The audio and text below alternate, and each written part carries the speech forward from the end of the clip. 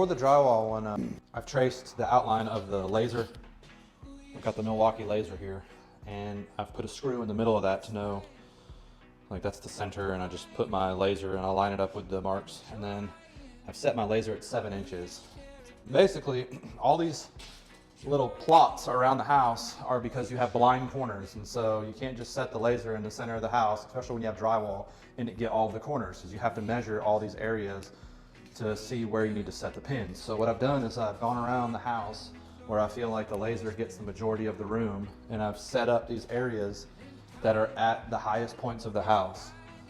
So I can move the laser around to different rooms, and I know that that laser, you can see right here, when I hit this benchmark, it's like they're all at 7 inches. See that we're sitting at 8 inches right here. So we've got to come up almost an inch. The pin depth represents how much leveler that you have to apply to the floor. It's basically a guide.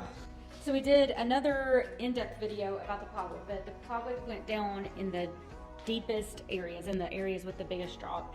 So then we had to roll on primer. And then talk really quick about the mesh. So the mesh, the recommendation on the self-leveler is, for whatever reason, they want you to put mesh on top of the plywood. I don't know if it's a bonding thing.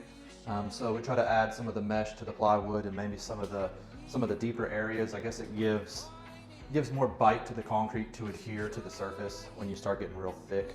So that's what we're setting up right now. We got a staple. We use a staple gun, and we'll go around and cut this out, and then just staple it to the plywood, and then of course the self-level will cover all that mesh, and you'll never see it.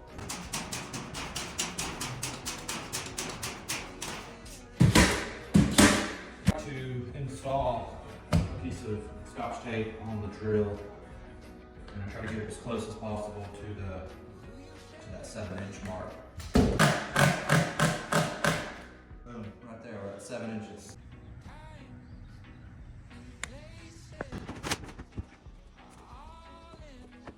So what we've got to do now is take a level, and where we see the low point, I'm marking on either side kind of how much levelers we have to install versus trying to run new pins.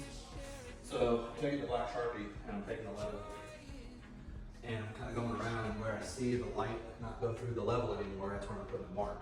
So that way I know that's where the dip is. So you can see if I draw from the Sharpie, I've got the dots on the other side. So if we're pouring, I know not to pour past those lines, otherwise we'll have a high spot.